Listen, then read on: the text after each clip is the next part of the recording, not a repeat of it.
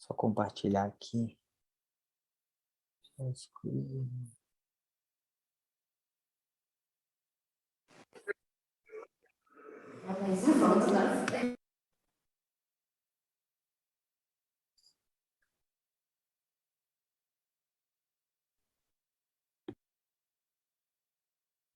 Vocês estão vendo o slidezinho já aqui, não?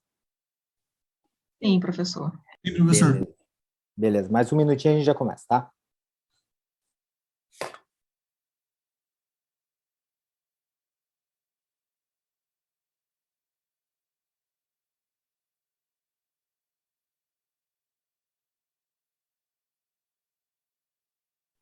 Ô, Doc, Opa, vai liberar esses slidezinhos de revisão para nós, não?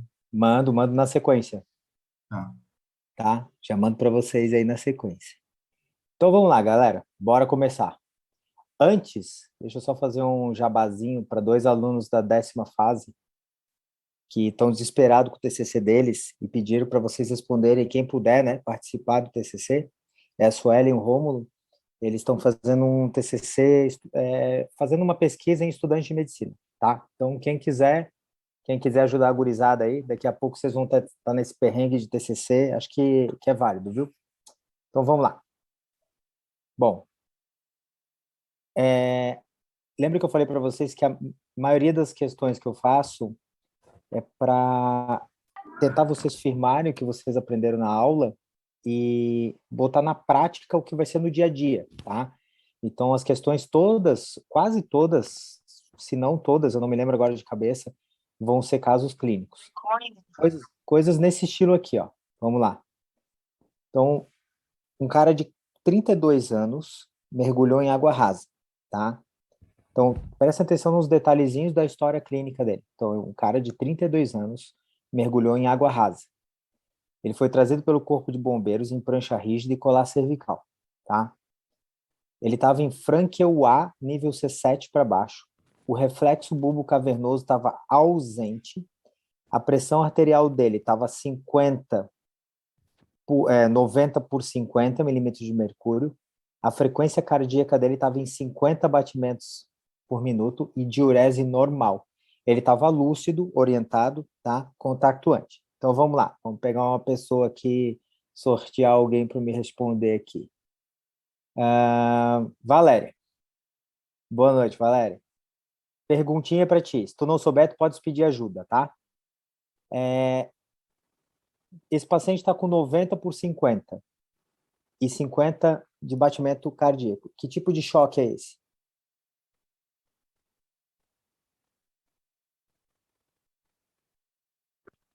Tá aí? Então, deixa eu pegar outra pessoa. Deixa eu ver quem está aqui. Deixa eu abrir aqui. Serafim, tá aí, não? Manda bala. Que tipo de choque é esse? Neurogênico. Muito bom. E o reflexo bulbo cavernoso ausente? O que está acontecendo aí? Lembra do reflexo bulbo cavernoso? Ó, ele é um paciente em Frankel A. O que é Frankel A? De C7 para baixo, ele não sente nada e não mexe nada, tá? Ele está tetraplégico. Só que o reflexo bulbo cavernoso está ausente, ou seja, eu faço o toque retal e traciono a sonda dele, ou traciono a glande, e não existe contração no esfíncter. O que está acontecendo com ele além do choque neurogênico? Alguém sabe? Ele Isso, está com choque medular, né? é um choque medular. Então, ele tem 2 tipos de choque aí, né? Um choque neurogênico e um choque medular. Ele só vai sair do choque medular quando esse reflexo voltar. Então, lembrem, quando o reflexo está ausente, eu não posso dizer se ele vai ficar paraplégico para sempre ou não, tá? Então, vamos lá. Aí a gente faz a radiografia e a gente chega nessa imagem aqui, ó. Alguém arrisca dizer o que aconteceu aí? Dou-lhe uma. O processo espinhoso de C2? Vamos olhar aqui comigo, olha só. Vocês conseguem ver isso, uma listese, né? Traumática, aqui no caso. Notem aqui, ó, vocês conseguem ver a seta, né? Lembra das linhas? Ó, aqui ela quebra a linha, né? Então, tu tens aqui, ó, C1, C2, C3, C4, C5. Entre C4 e C5, ele tem uma fratura luxação aqui. Ó. Nota como a coluna cervical, normalmente ela tem uma lordose, aqui ela está cifótica, ela está em cifose. Todo mundo consegue ver que ela está em cifose? Então, o que ele tem aqui? Ele tem uma fratura luxação de cervical, um trauma raquimedular e, consequentemente, um choque neurogênico. Não é um choque vascular, não é um choque hipovolêmico, porque ele está com a diurese normal, tá? Choque hipovolêmico fica com a diurese totalmente reduzida. Então, vamos lá. O que ele tem? Esses são os diagnósticos. Então, vamos lá. Conduta. O que a gente tem que fazer com esse paciente imediatamente? Tá certo que ele já veio... Isso, tem que... Ó, primeira coisa, né? A TLS. Ele chegou com um bombeiro, então, teoricamente, ele não chegou com o SAMU, teoricamente, ele não foi visto por médico. Então, vocês vão pegar e vão pegar veias calibrosas, vão fazer o ATLS nele, vão deixar um colar cervical até segunda ordem, vão, eventualmente, fazer alguma correção volêmica, se for o caso, aqui não, né? E vocês vão acionar a equipe de ortopedia ou de neurocirurgia para corrigir isso aqui. Pergunta, essa é uma fratura cirúrgica ou não? O que vocês acham? Dá para levar no colarzinho cervical para casa, mandar ele para casa? Acho que não. De jeito nenhum, né? Por limite 5 milímetros, né, professor? Depende. Eu não vou me ater tanto a detalhe assim, tá? Mas, normalmente, assim, ó, o que manda ali não é nem os 5 milímetros de deslocamento, mas a cifose dele que está aumentada, né? Mas acima de 3,5 de deslocamento já pode indicar cirurgia. Mas não se preocupem que dificilmente vai ter uma questão pedindo essa milimetragem, exceto em um ou outro caso, mas é bem óbvio, tá? Vai estar bem óbvio. Isso é importante para o residente de ortopedia e para o neurocirurgião. É importante vocês entenderem que ela é uma fratura desviada, tá? Ela não está aceitável para tratamento conservador. Vamos só relembrar uma coisa aqui. Diferença de choque neurogênico para o hipovolêmico. O neurogênico é devido ao influxo simpático, enquanto o hipovolêmico é perda de volume sanguíneo. Os dois são hipotensos, mas um está bradicárdico e o outro está taquicárdico. As extremidades são quentes no neurogênico e frias no hipovolêmico, assim como a diurese, tá normal no neurogênico, e no hipovolêmico ela está reduzida, tá? Aqui, ó... Daniel, Oi, pode falar. oi. Eu fiquei na dúvida ali na hora que você me perguntou o choque, mas ok, agora eu entendi. Só uma coisa, por ele estar hipotenso, não se corre volume ali quando você falou em relação ao ATLS? Qual que é o problema, tá? Se ele não está com perda de volume, se você constatou que ele não tem um choque hipovolêmico pela diurese, se tu correr volume nele, tu vai encharcar o cara. Entendeu? Tu vai deixar ele com uma hipervolemia, o que ele pode fazer edema agudo de pulmão, por exemplo.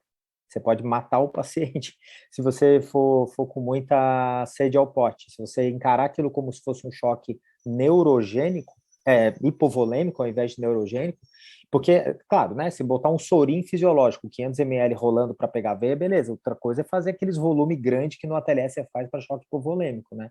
Tipo 2.500 ml de Ringer, o cara pode encharcar tudo. Então não precisa, tá? Claro, você vai fazer o ATLS, vai pegar a veia, vai correr o medicamento ali. Pode falar. O que faz para corrigir a hipotensão daí? Se não se faz volume? A hipotensão, eventualmente, ela vai se autocorrigindo, tá? Só que se ele está tendo hipotensão progressiva e está bradicárdico, às vezes você tem que entrar com droga vasoativa, muitas vezes, tá? Você vai ter que entrar com alguma droga para elevar a pressão. Mas, normalmente, tá? Quando é trauma raquimedular puro, você tratando a causa, você corrigindo, tirando ele do choque, correndo o medicamento, por exemplo, a metilprednisolona é discutível, tá? Mas o grande problema, Valéria, só retornando ali, é quando o politraumatizado ele tem os dois choques juntos.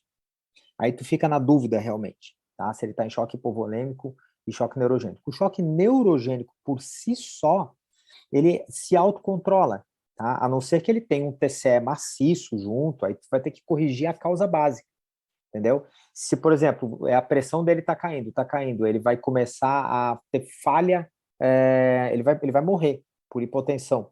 Aí você tem que dar droga vasoativa, só isso. Mas nesse caso não, tá? Todo mundo entendeu isso?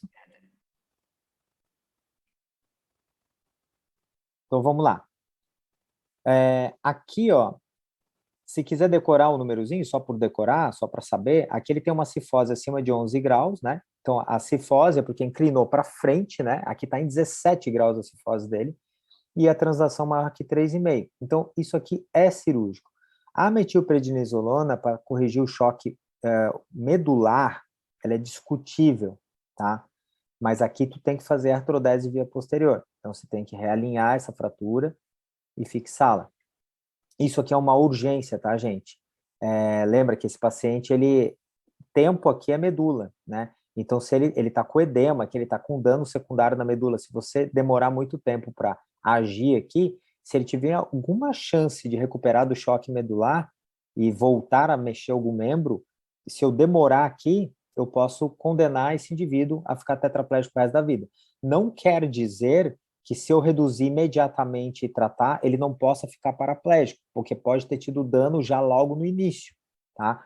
Mas o que eu quero que vocês se lembrem, saibam desse caso é o seguinte, só recapitulando.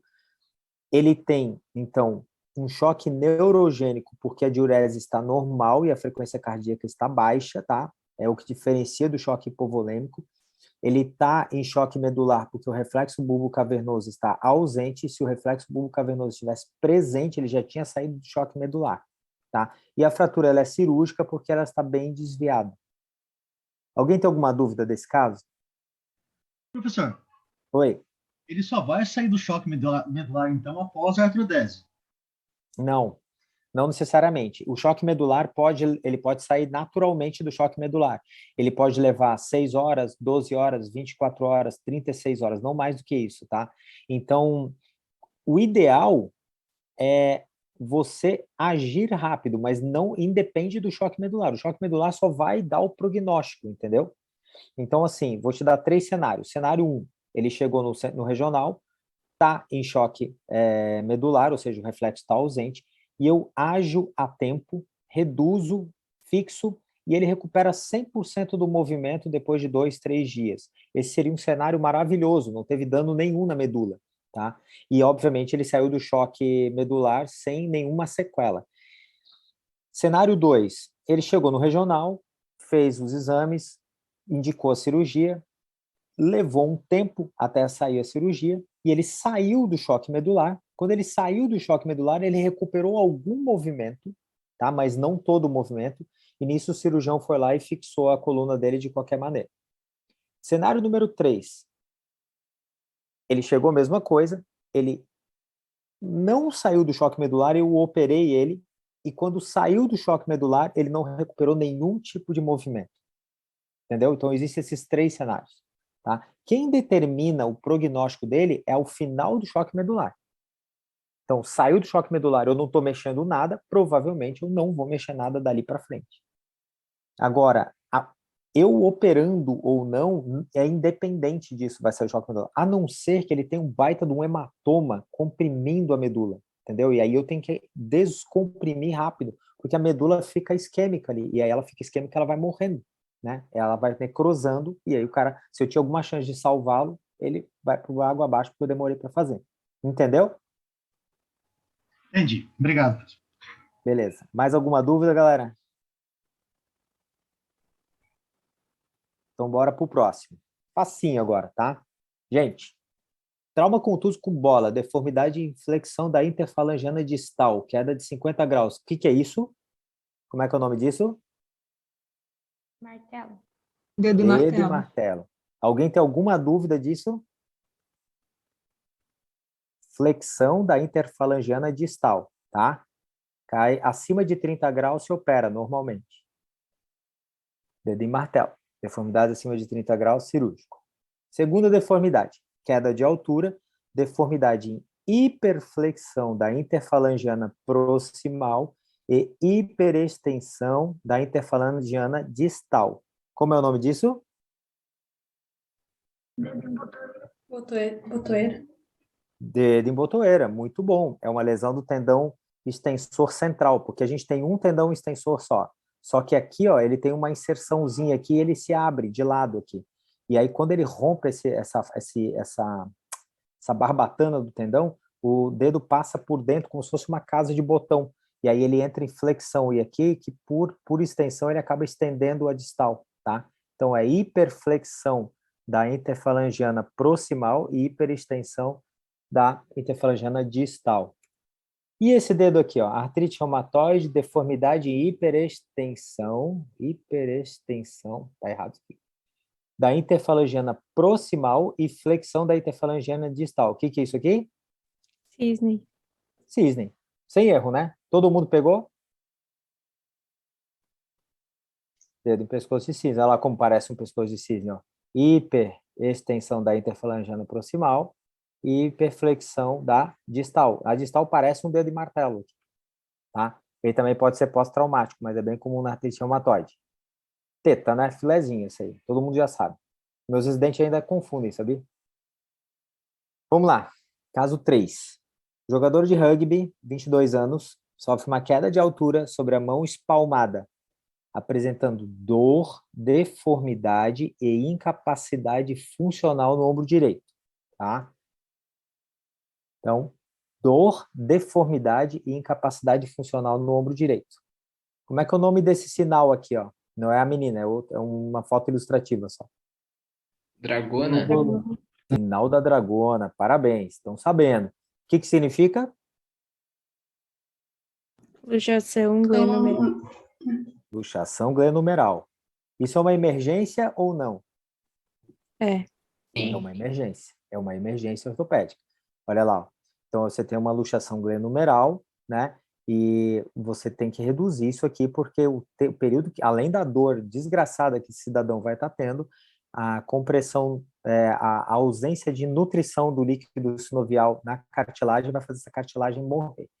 A luxação acromioclavicular dá um sinal da falsa dragona, tá? É a única das luxações que não é uma urgência, porque não adianta eu reduzir, ela volta, eu reduzo, ela volta. Ele vai ter sequela? Vai, mas não muda muito o prognóstico se eu operar ele hoje ou daqui a 3 semanas. A manobra que a gente faz é a tração, tem várias manobras, tá, gente? Aqui, quem já acompanhou eu no plantão e já teve a oportunidade de ver, viu que a gente faz a tração contra a tração com ajuda, ela é muito efetiva, mas você pode fazer espásio, você pode fazer manobra com uma garrafinha embaixo do cotovelo, manobra de cocker, dá para fazer N manobras, tá? Então, tem que reduzir de forma incruenta, e isso você tem um alívio imediato da dor. Lembrando, então, tá? O que é emergência e o que é urgência, tá? Todo ano eu sempre pergunto, eu mostro um caso e pergunto se é uma emergência ou uma urgência. A emergência é ameaça imediata à vida ou ao membro. A emergência eu tenho que agir. Cada segundo que eu demoro é problema que eu vou ter mais para frente. As principais emergências ortopédicas são fratura exposta, síndrome compartimental, luxação, infecções osteoarticulares e a embolia gordurosa. Agora, existem algumas situações que podem ser consideradas emergências, como, por exemplo, aquele cara com trauma raquimedular, né? Então, aquela fratura de coluna com trauma raquimedular. Fratura de pelve com instabilidade hemodinâmica. Na verdade, qualquer fratura com instabilidade hemodinâmica, tá? Por exemplo, fratura de fêmur bilateral, por exemplo. Joelho flutuante, que quebra o fêmur e a tíbia. Além de ser uma fratura, são fraturas que vão sangrar bastante, esse cara pode chegar instável no hospital, ele ainda tem risco de lesão da poplite. E qualquer fratura fechada que tem lesão vascular, tá? Essas são as principais emergências. Pergunta para vocês, idosa, de 88 anos, AVC, 3 AVCs prévio, insuficiência cardíaca congestiva e insuficiência renal crônica e diabética. Ela cai e quebra o colo do fêmur. Chega no hospital morrendo de dor, carregada pelos familiares. Isso é uma urgência ou é uma emergência? Urgência. Muito Urgência. bom. Muito bom. Perfeito. Por mais que seja a situação, provavelmente vai levar ela a óbito, se operar ela imediatamente, eu vou matar ela. Eu preciso estabilizar essa avó de alguma maneira e aí operá-la tão logo for possível, tá? Isso não é uma emergência, é uma urgência, é gravíssimo, ela pode ir a óbito e provavelmente ela vai com esse monte de comorbidade, 80 e poucos anos e uma fratura de colo de fêmur, mas não é uma emergência, tá? O conceitualmente não é. Ou seja, se cair numa questão assim, qual que é a emergência? Um cara com uma fratura exposta de dedinho, ou uma senhora dessas coisas. É a fratura exposta do dedinho, por mais estranho que possa parecer, tá? Todo mundo pegou, né? Então vamos para o quarto caso. Olha só, eu vou dar eu vou dar o teste e vocês vão dar o nome, tá? Esse teste, que teste é esse? Guilhermite. Sinal de Lermite, muito bom. Ele é um Brudzinski sentado, né? Ele basicamente, você senta o indivíduo, faz a flexão do queixo contra a região do tórax dele e ele vai ter uma dor irradiada descendo, podendo simular até uma ciática depois. Então, essa irradiação, ela pode significar, por exemplo, uma compressão medular por mielopatia, por uma hérnia de disco, por exemplo, ou alguma coisa comprimido algum sinal meníngeo, por exemplo, também pode dar, tá? Ou alguma compressão extramedular ali, por exemplo, uma compressão pelos escalenos bilateral, mas normalmente é mais comum nas hérnias de disco, por exemplo, tá? Sinal de Lermite. Próximo teste. Esse teste aqui, ó, compressão na cabeça, inclinação para o lado com irradiação para aquele lado comprimido. Sperling. Sperling. Manobra de Sperling, muito bom.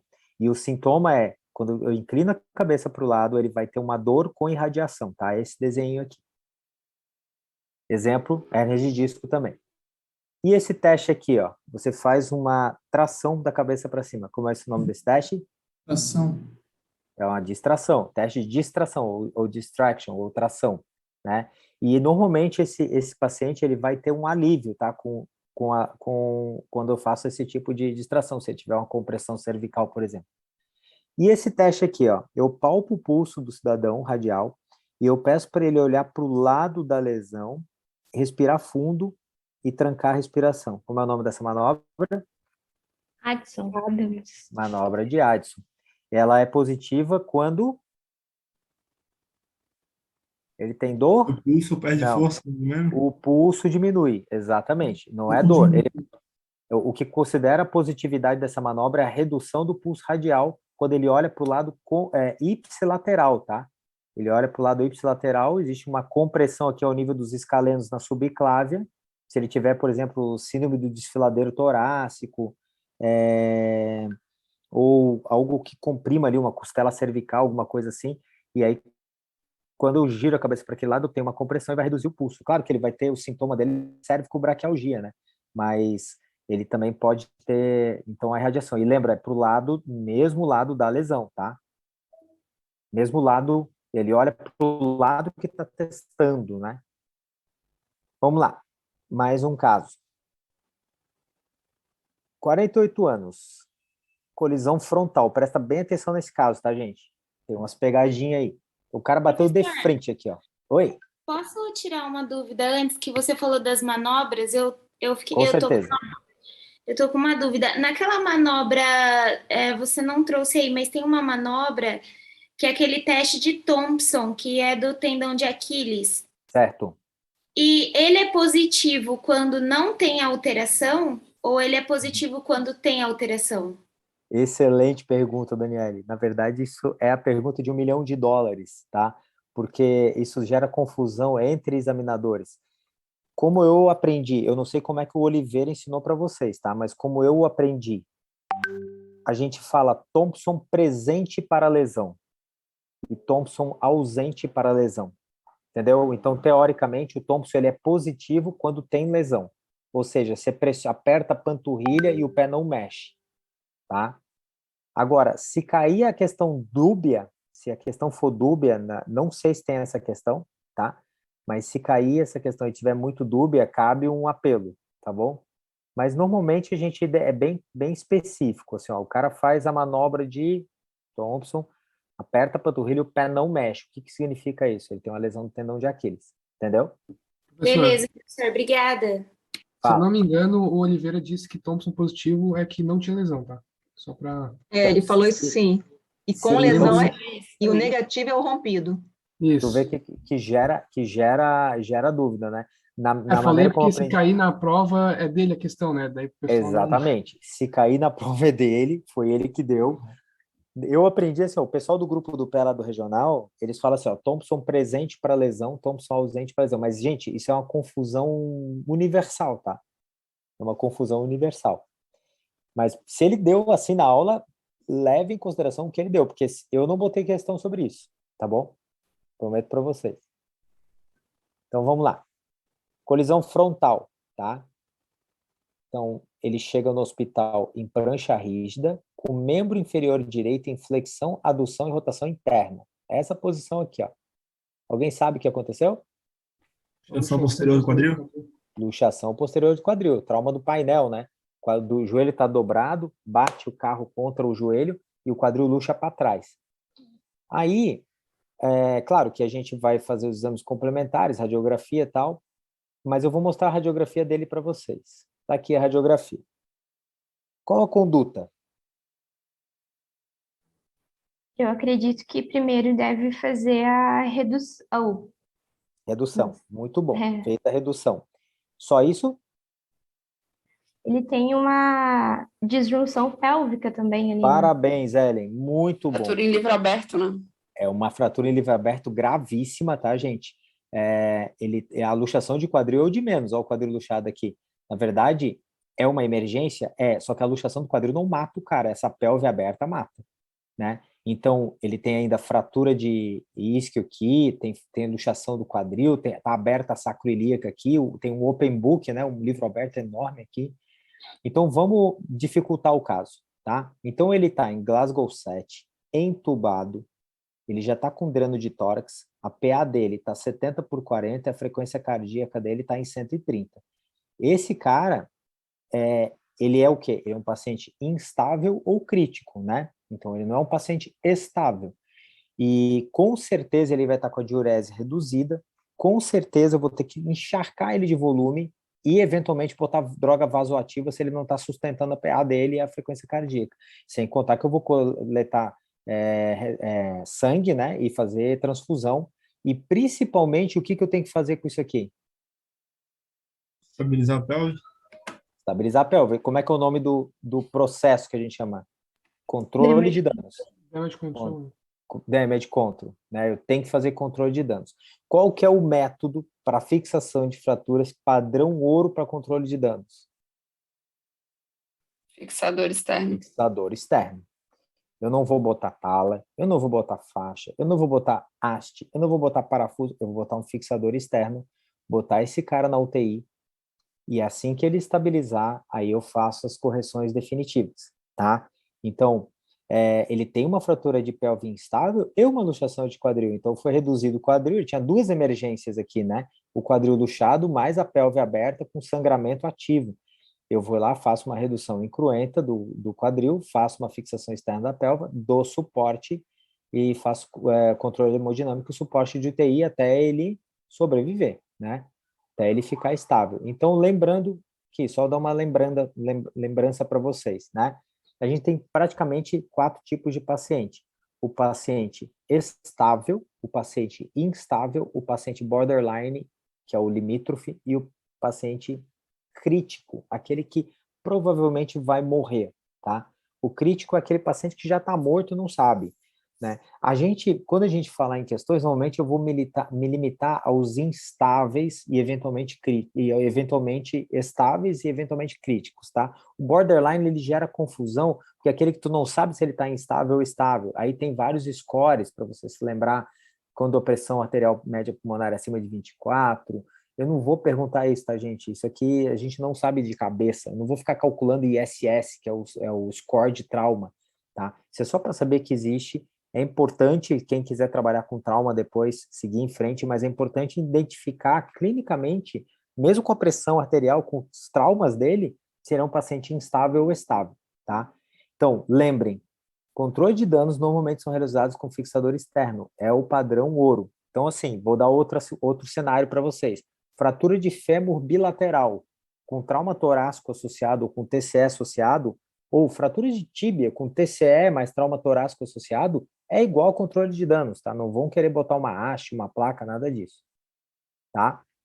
Alguém ficou em dúvida nessa questão ou não? Tem uma distância ali, na verdade, para abordagem cirúrgica ou não? Aonde? Na disjunção da sínfise, não tem? Tem. Tem Assim, ó, até 2,5 centímetros, tá? Aqui está aberto uns 10, né? Mas até 2,5 centímetros, se o paciente estiver estável hemodinamicamente, tu até podes optar por observar ele, tá? Mas chegou no meu plantão, sábado à noite, um cara com 2,5 centímetros. Tá? A PA dele estava tipo 10 por 7 e a frequência cardíaca dele em 100. Só que esse era um paciente que eu considerei borderline. Por quê? Ele estava bem, porém, né? Ele tinha outras fraturas, fratura Eu que de estava na túnel. Reanima, não era? Eu recebi Exatamente, tarde. exatamente. A galera Então, ia... por isso que eu perguntei, porque eles falaram, acho que não vai ser abordagem cirúrgica, porque pela distância não tá batendo. Exatamente. Mas aí o que aconteceu, Valéria? Aquele plantou, eu pelei 7. E esse foi um deles. O que aconteceu? Ele não afundou de madrugada, só que aquele punho dele estava muito desviado. Eu já levei ele para o centro cirúrgico para fixar o punho. Eu falei, cara, eu vou meter um fixador nele, porque eu considero esse paciente borderline. Ele pode instabilizar de madrugada e afundar, entendeu? Já vimos paciente a óbito por uma fraturinha de pelve menos aberta que essa, que se considerou estável, cara. Ah, não vamos fazer controle de danos, não. Lembra daquilo que eu sempre falo em aula? Do no harm. Então, não piora a vida do cara. Na dúvida, peca por excesso, entendeu? Você não vai matar. O máximo que vai acontecer é deixar uma cicatriz do fixador externo, mas você salva a vida dele. Tá? Sim, valeu, obrigado. Beleza? Então, todo mundo Professor, entendeu? Oi. tem uma pergunta no chat ali que fizeram, vou ler aqui. Como se faz a redução da luxação do quadril se ele está com fratura em livro aberto? Excelente. Cara, depende, tá? Depende muito. Na hora que você vai botar o paciente na maca, tá? Esse paciente que estava com o quadril luxado e o livro aberto, provavelmente eles amarraram um lençol primeiro na bacia, que aí tu fecha a bacia e aí reduz o quadril e depois fixa a pelve. Porque tu não consegue fixar a pelve com o quadril luxado, tá? Só que às vezes você precisa de 4 pessoas. Tem que ficar alguém estabilizando a bacia em cima assim, ó.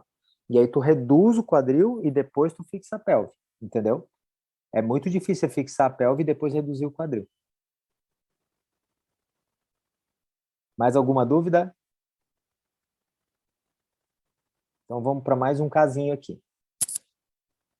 MJS, 19 anos, moto versus carro, tá? Trazido pelo SAMU, prancha rígida, colar cervical, Glasgow 15, Frankel E, PA 85 por 60, frequência cardíaca 130, membro sem pulso, sem enchimento capilar e contaminação grosseira. O que a gente tem aqui? Então, uma fratura exposta grave, né?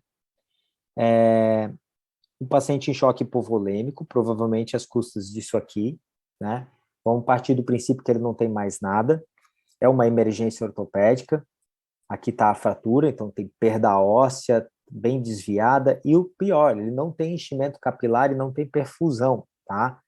Lembram da classificação de fratura exposta? Essa é importante vocês saberem. Então vamos relembrar. O grau 1 é aquela fraturinha de baixa energia, puntiforme, que não está contaminada, né? Que tem pulsos palpáveis, está tudo certinho. O grau 2 é um meio do caminho, então é uma fratura de energia moderada, pouca contaminação, moderada, entre 2 e 10 centímetros, não é uma fratura de alta energia.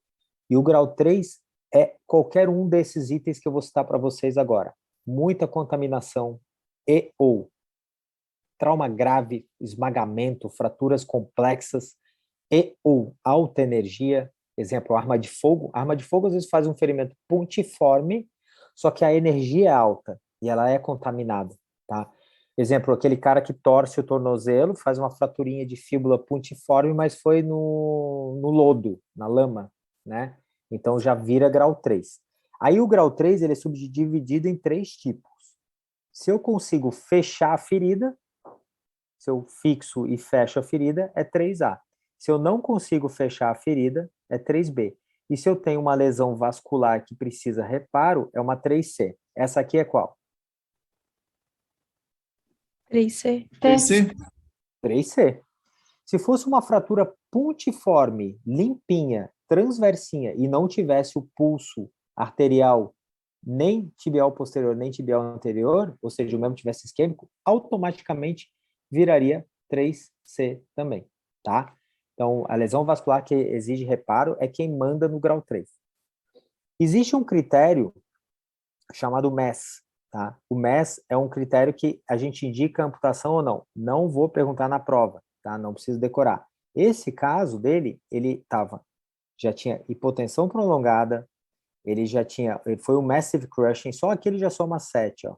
E ele tem abaixo de 30 anos, mas ele praticamente tinha ausência de pulso periférico, ó, pulseless, cold limb, membro já estava gelado. Então, esse caso, invariavelmente, a gente fez uma amputação.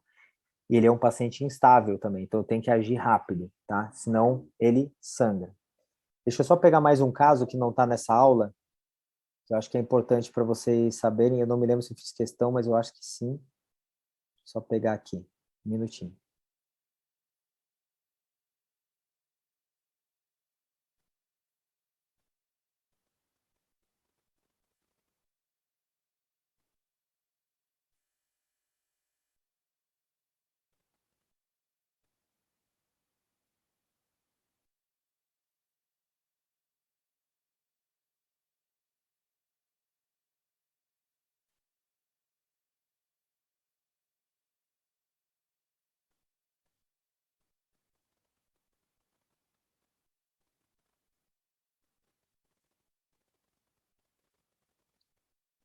Certo. Estão vendo aqui a telinha, né?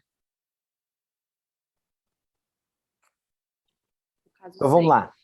Ó, isso aqui é uma imagem demonstrativa do Indiana Jones, tá? Isso aqui não é uma Botropos, isso aqui é uma Naja, mas eu não achei uma foto de ninguém encarando uma Botropos, né? Botropos é a jararaca. Então, um indivíduo de 30 anos levou uma picada de cobra na panturrilha esquerda. Ele veio por meios próprios no hospital 30 minutos depois de um acidente, com um garrote na coxa feito por ele mesmo, tá? Então, ele tomou a picada lá na panturrilha e meteu o garrote, porque viu isso num filme ou achou que deveria fazer o garrote. E ele chega no hospital, tá? Foi retirado o garrote, e aí ele estava com um edema importante, tá? Hiperemia, palidez, parestesia de extremidade, dor intensa que cedia parcialmente com analgésicos. Pulsos distais presentes, porém hipoperfusão. Alguém arrisca dizer o que pode estar acontecendo com ele? Síndrome compartimental. Síndrome compartimental. Compartimental. Lembra do como que se diagnostica síndrome compartimental? 6Ps.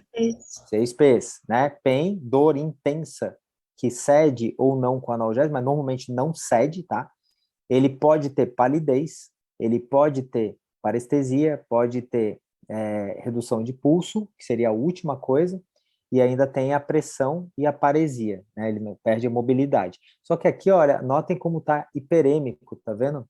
Tá com uma hiperemia grande, né? Que confunde muitas vezes, tá? Mas essa hiperemia é secundária também à proteólise que está acontecendo ali dentro. Mas está acontecendo mais coisa com ele, olha aqui, ó. Inclusive, esse caso é real, tá, gente? Ele foi avaliado em Santa Amaro e deixaram ele em observação assim, tá? Eles entupiram o cara de morfina,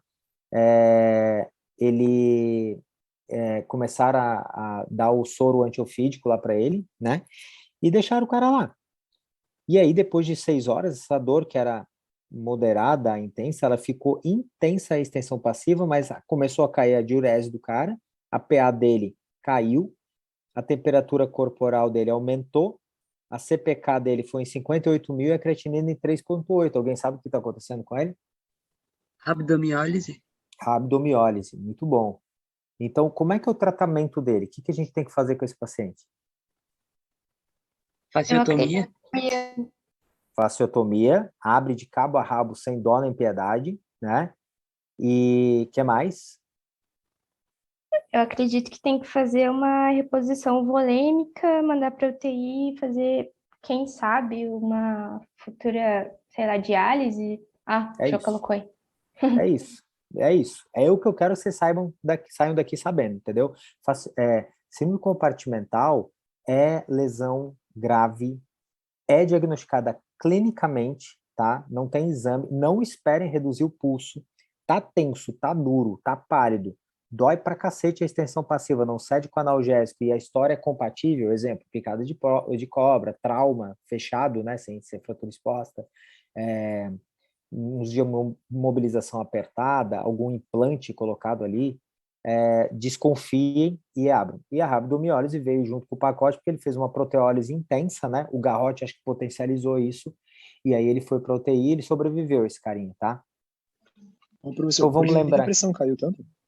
Oi? Ah, porque tá chocado. Aí já é um choque, não é só hipovolêmico, né? Aí ele fica toxêmico também, né? Que aí ele já faz infecção secundária, aí pode fazer até sepse junto. Eu ia perguntar Aí pelas aí citocinas, então, né? isso, aí é coisa de clínico, né? Os ortopedistas não sabem nem lidar com isso. Entrega o cara para UTI, deixa o clínico lá tratando e depois a gente conserta os membros dele. Fechou, Então, obrigado.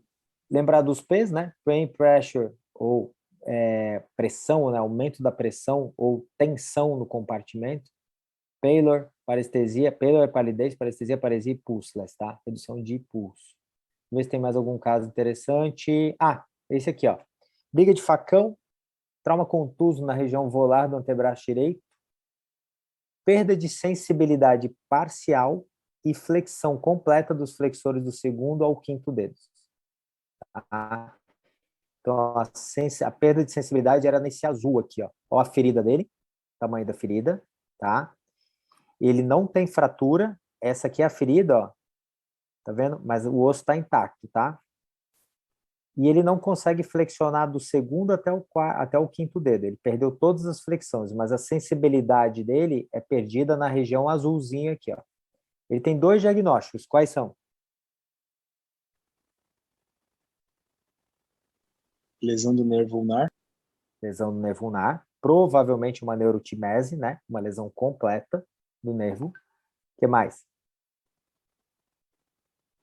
E lesão do nervo mediano? Não, porque a parestesia dele é só aqui, ó. Se a parestesia dele fosse a mão inteira, com certeza.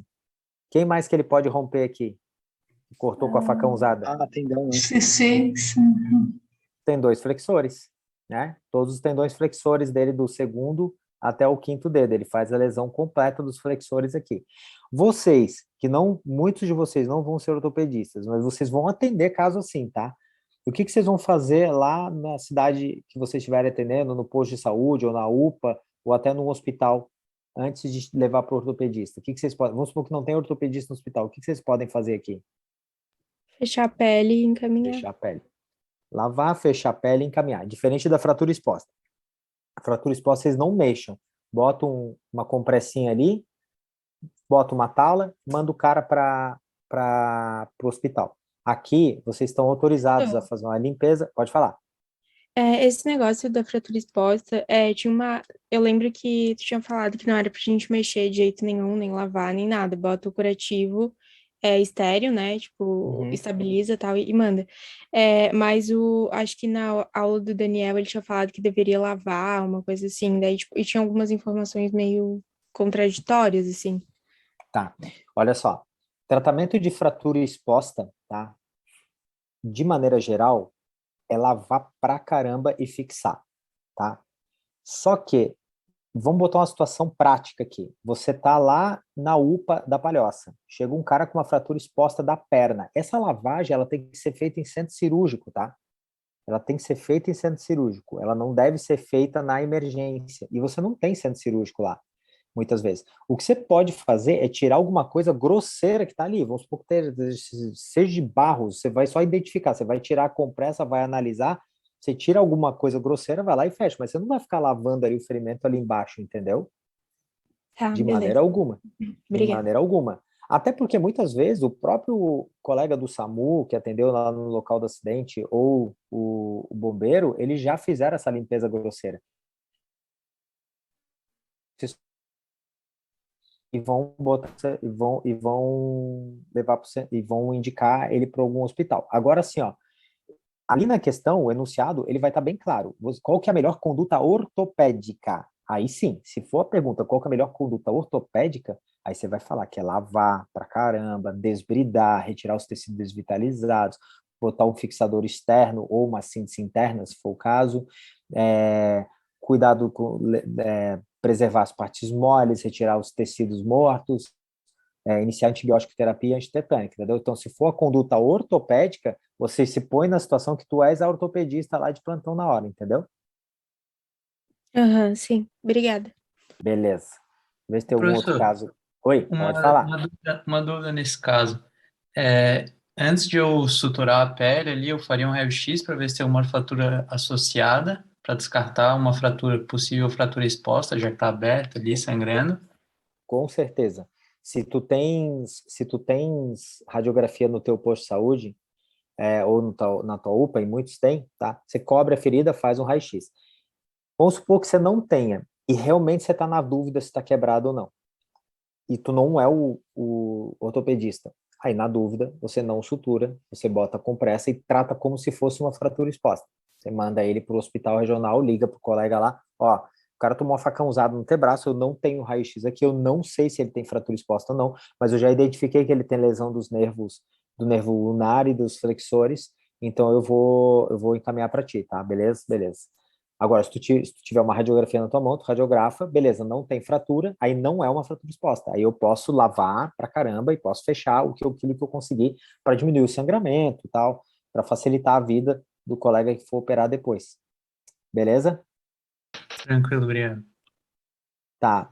Professor, Oi, pode falar. e se naquela fratura também tiver lesão de vaso? Porque foi um facão, né? Pode, e se tiver, não, provavelmente vai ter, tá? Aí é o seguinte, se ele tiver uma lesão de vaso, e provavelmente a artéria ulnar foi embora, você vai ver a perfusão periférica. Se ele não tiver nem lesão arterial ulnar, nem perfusão ulnar, nem radial, ele não vai ter perfusão na mão. Virou uma emergência. E aí, o de menos é a lesão do tendão e a do nervo ulnar. Ali você cobre, tem que encaminhar para o local que tem um vascular. Porque aí o vascular vai ter que fazer arteriorrafia antes de tu pensar em corrigir os tendões, parte neurológica, tudo, entendeu? Senão o membro fica sem perfusão, esse cara vai perder o braço em 6 horas. Aí você pode, se estiver sangrando vivo, assim, você pode até fazer um garrote, anotar o tempo do garrote e encaminhar para um serviço que tenha vascular. Ah, Daniel, eu tô num serviço que não tem vascular. Ferrou, né? Você não vai conseguir fazer uma arteriorrafia ali, você não tem equipamento para isso. Ah, e o próximo vascular tá daqui a, sei lá, 6 horas daqui. Ferrou, esse cara vai perder o braço.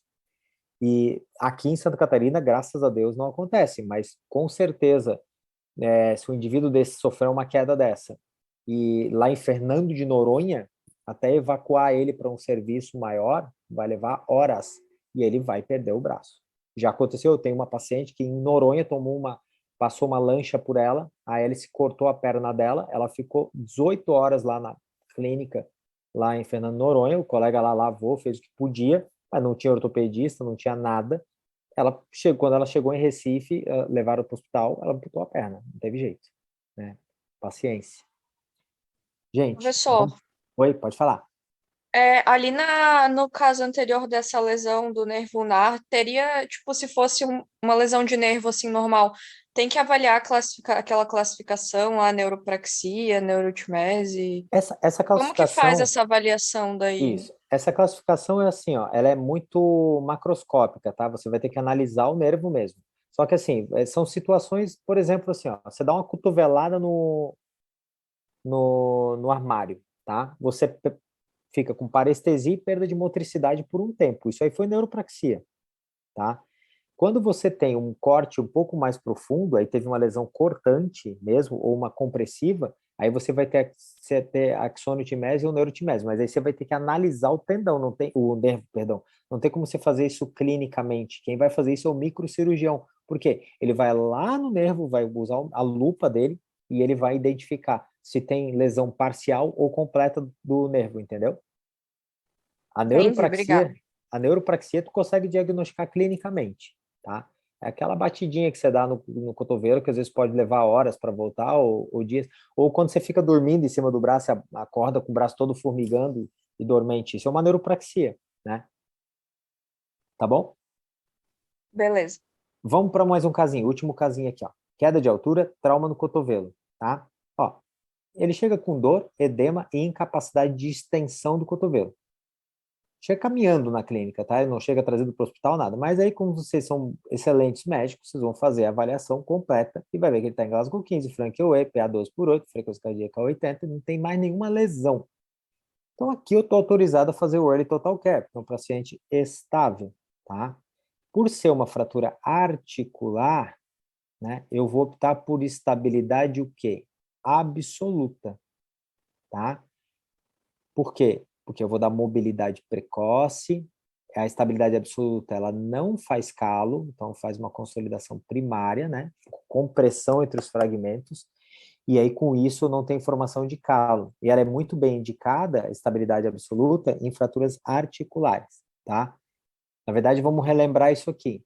Estabilidade absoluta é aquelas fraturas que não formam calo, tá? Fraturas articulares, fraturas diafisárias de antebraço, fraturas de colo de fêmur, fraturas com traço simples, tá? E os tipos de estabilização absoluta é o parafuso com placa de compressão, banda de tensão, que é essa síntese aqui, ó. Isso aqui é uma banda de tensão, tá? E isso aqui é uma placa de compressão com parafuso. Já a estabilidade relativa, aí os fixadores externos, aqueles mais robustos, Ilizarov, por exemplo, que é aquela gaiolona, eu consigo dar uma estabilidade absoluta com aquilo. Mas um fixador externo, que é o padrão ouro de fraturas expostas e fratura e controle de danos, ele dá uma estabilidade relativa, tá? Ou seja, existe algum movimentinho ainda.